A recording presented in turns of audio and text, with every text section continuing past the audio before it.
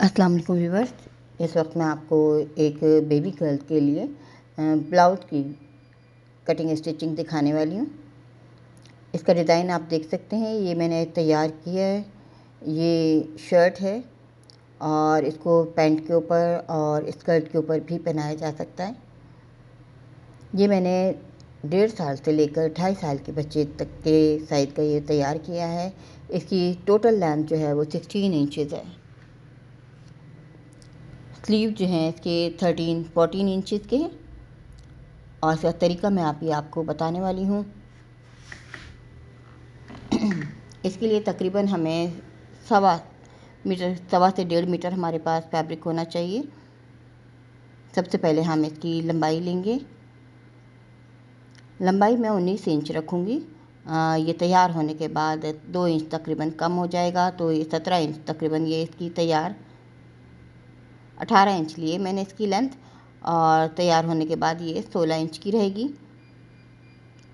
और इसकी चौड़ाई हमें तैयार होने के बाद हमें 15 चाहिए, तो 16 हम 1 इंच जो है सिलाई के लिए और 1 इंच मैंने दरमियान में एक कट लगाकर रफल लगानी है, उसके लिए लिया जा रहा है। यानी 2 इंच इजाफे के साथ ये 17 इंच चौड़ाई और 18 इंच इसकी लंबाई है।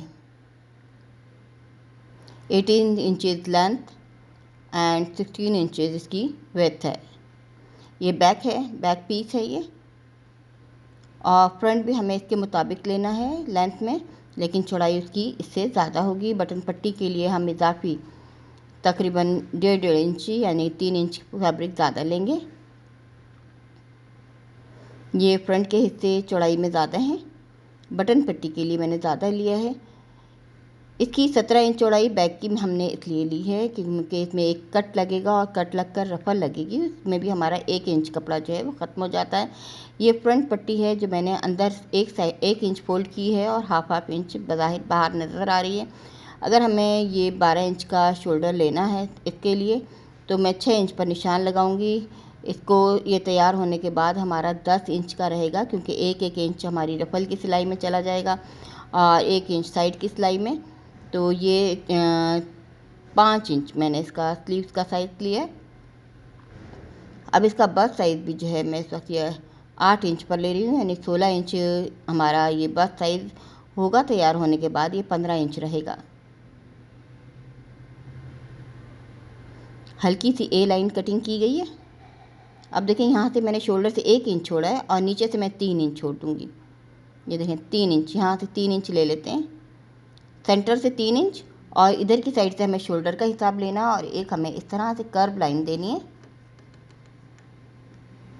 लाइन लगाते हुए इतना थोड़ा फ़र्क आया है। पहले हमें स्ट्रेट कटिंग करते करते हमें इस तरह से गुलाई करनी है।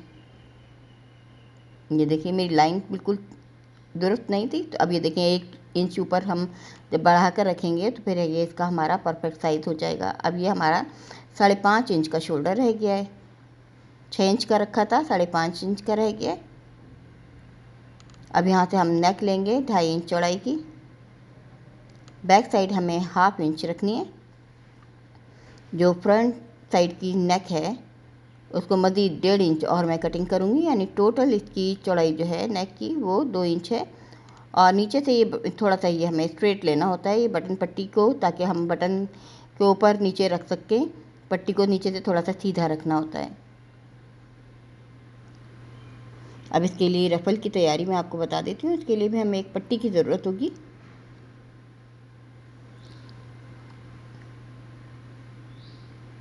ये पहले से मैंने एक पट्टी कटिंग करके तैयार करके रखी हुई है। इसका हमें हिसाब किताब कुछ इस तरह से लेना है कि जहाँ तक हमें रफ़ल बनानी है, इसकी चौड़ाई देखें 4.5 इंच है और तैयार होने के बाद 3.5 इंच। अब ये देखें मैंने यानी कि 3 हिस्सों में से 2 हिस्से मैंने यहाँ तक रफ़ल लगानी है।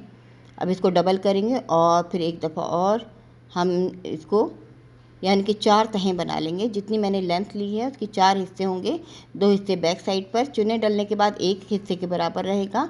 हाफ हमारा बैक साइड पर जाएगा, हाफ हमारा फ्रंट साइड पर आ जाएगा, और चुने डलने के बाद ये हाफ ही रह जाएगा। यानी कि हमें 4 गुना लेना है जितनी ये लेंथ है। हाफ जो है हमारा चुने आने में ख़त्म हो जाएगा और हाफ जो है वो इसका हाफ जो है हमारा बैक और हाफ फ्रंट पर जाएगा। इस तरह की हमें 2 पट्टियाँ चाहिए। और पट्टी की एक साइड को हमें इस तरह से कर्व देना है। याद रहे हमें जहाँ तक हमें ये रफ़ल लगानी है उसका हमें डबल लेना है, यानी इसका डबल हमारा फ्रंट और डबल हमारा बैक, यानी कि ये 4 गुना हो जाएगा। अब आप ये देख सकते हैं ये रफ़ल जो है जहाँ तक हमें लगानी है, ये गोलाई वाला हिस्सा हम बाहर रखेंगे, सीधा हिस्सा अंदर की साइड इस तरह चुने देते हुए हमें ये शोल्डर तक इसको पूरा करना है और फिर इसको इस तरह से सिलाई करना है। मैं आपको आर्जी तौर पर रख कर दिखा रही हूँ, फिर मैं आपको स्टिचिंग में भी दिखाऊंगी।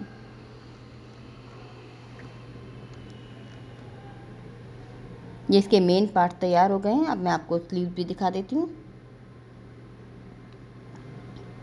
ये स्वीच फैब्रिक को मैंने बचे हुए फैब्रिक में से इसी फैब्रिक को फोल्ड किया है। 6 इंच चौड़ाई का मैं स्लीव ले रही हूँ।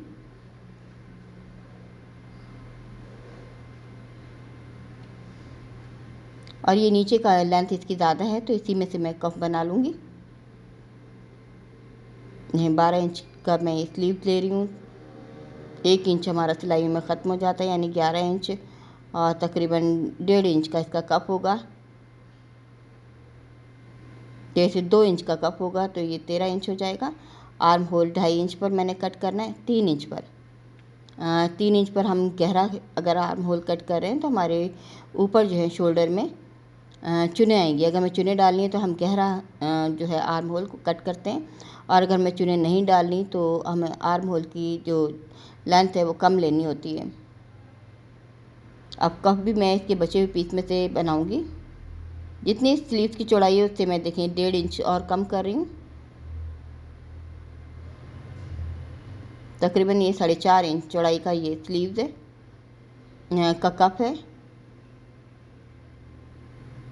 तकरीबन 4.5 इंच, और इतनी ही इसकी ऊंचाई है। ये इसके कप भी तैयार हो गए। इसी सिलाई भी बेहद आसान है, मैं आपको दिखा देती हूँ। सबसे पहले हमें शोल्डर जोड़ने हैं। इसके 4 शोल्डर होंगे, 2 दाएं 2 बाएं के, क्योंकि जैसे कि आपने देखा मैंने इसमें कट लगाकर इसको कम किया है। ये अंदर के तीरे वाले हिस्से मैंने जोड़ लिए हैं शोल्डर के। अब ये बाहर के हिस्से हैं जिसमें ये आर्म होल बना हुआ है। ये दोनों सेम है तो इसलिए बैक साइड वाले हिस्से जो है सेम है, तो इनको मैंने एक ही तरह से जोड़ लिया है। अब ये हमारी बटन पट्टी है।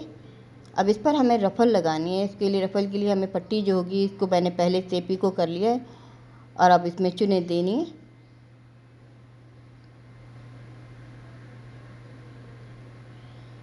चुने डालने का तरीका अक्सर मैं वीडियोज़ में आपको दिखाती रहती हूँ, इसलिए मैं आपको बहुत ही फास्ट तरीके से इसमें दिखा रही हूँ ताकि जल्दी से ये मेरा काम हो जाए। दोनों साइड की रफ़ल्स जो तैयार करनी है इसी तरह हमें चुने देनी है। चुने देने के बाद इस रफ़ल्स को हमें हाफ़ करना है। हाफ़ करके हम इसके सेंटर में कट लगाएंगे, और कट लगाकर हम देखें साइज़ में अंदाजे से हम ये इसको लगा लेंगे। यानी तकरीबन ये मैंने 10 इंच नीचे से ये रफ़ल लगाना शुरू की है।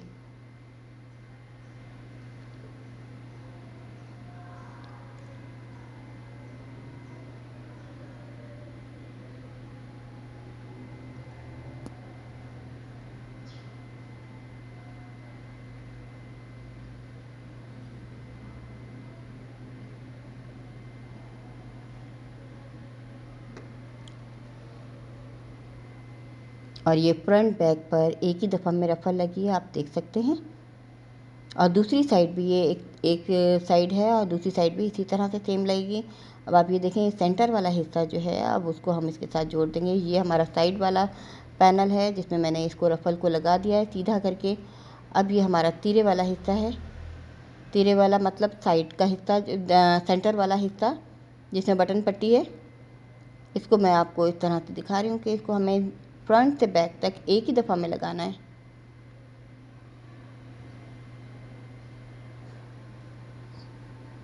ये आप देख सकते हैं ये बैक वाला तीरा है,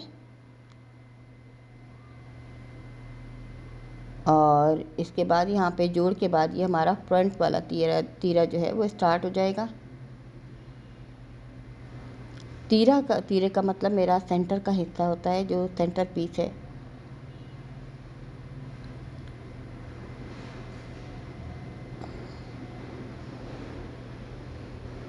इस तरह से आप देखिए, मैंने बैक से शुरू किया, फ्रंट पर लाकर इसको ख़त्म करूँगी। एक ही दफ़ा में ये पूरी रफल लगाई गई है और हाफ इसकी फ्रंट पर गई है, हाफ बैक पर। और सिलाई का रुख हमें तीरे की साइड पर करना है।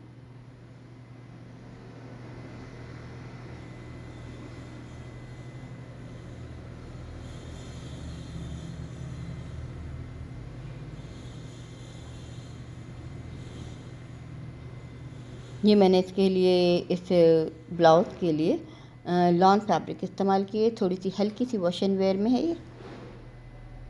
अब देखिए, एक साइड तैयार होगी, दूसरी साइड भी हमें बिल्कुल इसी तरह से तैयार करनी है।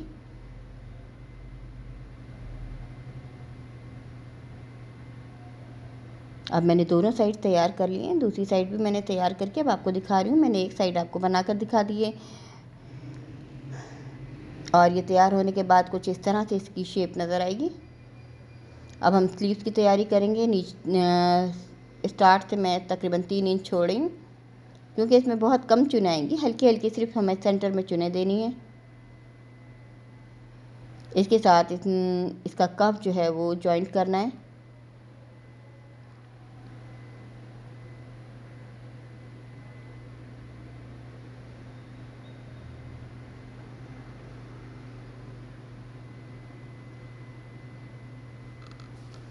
ये उल्टी साइड लगाकर हम इसको सीधी साइड पर पलट देंगे, इसी कप के हिस्से को।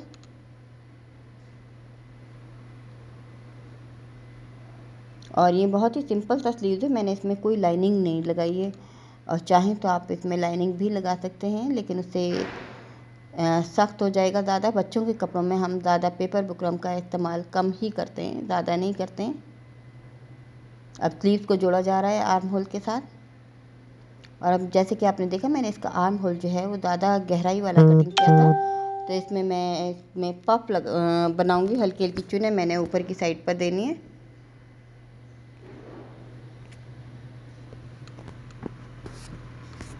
शोल्डर की साइड पे थोड़ी सी चुने देने के बाद इसको स्लीव को पूरा करना है। उसके बाद इसकी साइड की सिलाई है।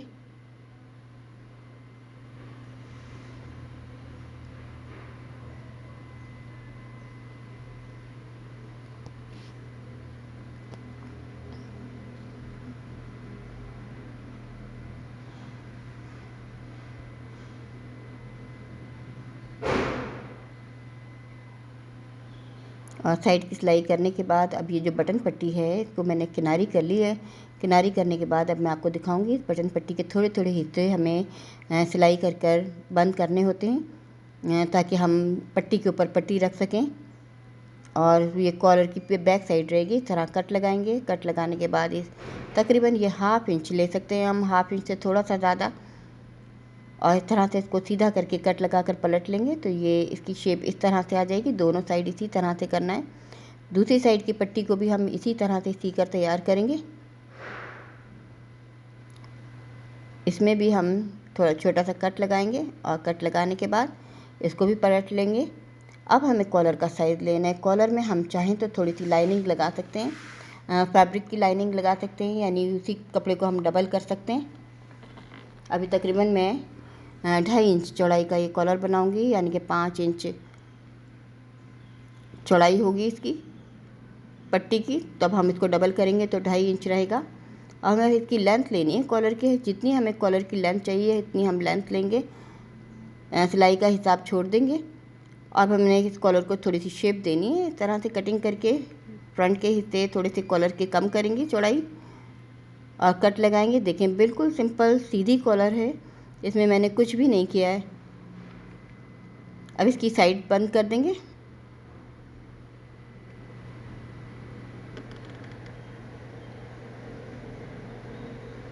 दोनों साइड्स को इस तरह से बंद करना है कि नीचे से थोड़ी थोड़ी एक एक पाँव की सिलाई हमारा खुला रहे, और खुला हुआ नहीं है तो हम थोड़ा सा सिलाई खोलकर इस तरह से इसको खोल लेंगे। साइड में भी कट्स लगाएंगे इसको पलटने से पहले।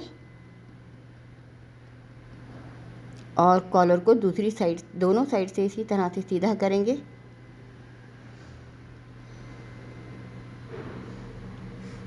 अब कॉलर को अटैच कर देते हैं। आप देखिए मैं थोड़ा सा ये खोल दिया है नीचे से, और खोलने के बाद हम इसको ऊपर रखकर इस तरह से एक हिस्से को सिलाई करेंगे और दूसरे को ऊपर फोल्ड करके हम दोबारा सिलाई करेंगे बाद में।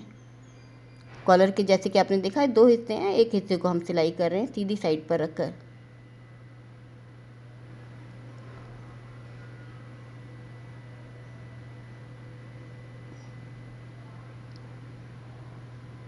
और आप देखें मैंने बिल्कुल पूरा पूरा कॉलर है ये मेरा।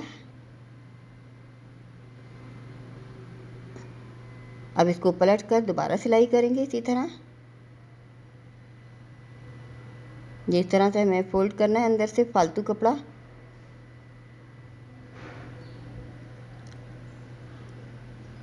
और एक बात और टिप मैं आपको दे देती हूँ, ये बात बता देती हूँ, अक्सर हम कॉलर्स लगाते हैं तो हमारा ऊपर का कॉलर जो है वो बड़ा हो जाता है, जिसकी वजह से हमारे कॉलर की तमाम शेप जो है वो ख़राब हो जाती है।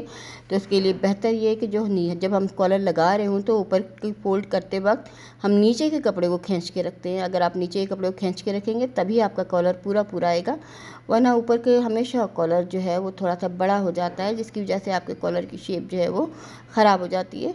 तो अगर आप इन चीज़ों का ध्यान रखेंगे तो आपकी कॉलर जो है वो बिल्कुल परफेक्ट लगेगी। और इस तरह से ये कॉलर भी तैयार हो गया है। अब जब ये तमाम चीज़ें तैयार होंगी, इनको बैलेंस करके अब नीचे की सिलाई हमें करनी है। नीचे की सिलाई भी मैं आपको दिखा रही हूँ कि किस तरह से ये पट्टी को फोल्ड करके हमें करनी है। अब इस कॉलर को हमने इस तरह से करना है, बैक साइड से इसको हमें डबल करना होता है और फ्रंट साइड से हम पूरा इस कॉलर को खोल देते हैं। इसको जब हम आयरन करेंगे तभी इसकी सही शेप नज़र आएगी। आप देखिए मैंने फ्रंट पट्टी बटन पट्टी को फोल्ड किया है अंदर की तरफ, और इस तरह से नीचे घेर की सिलाई की जा रही है।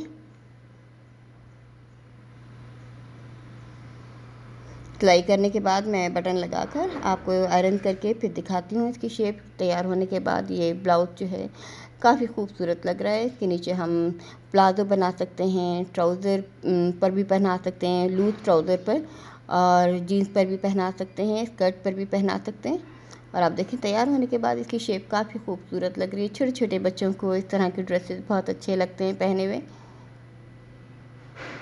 चाहें तो आप भी बना सकते हैं। उम्मीद है आपको मेरा बताया हुआ तरीका समझ आ गया होगा। अगर कोई मिस्टेक अगर ऐसी है, कोई चीज़ आपको कंफ्यूज कर रही है, तो आप मुझसे डायरेक्ट व्हाट्सएप पर पूछ सकते हैं।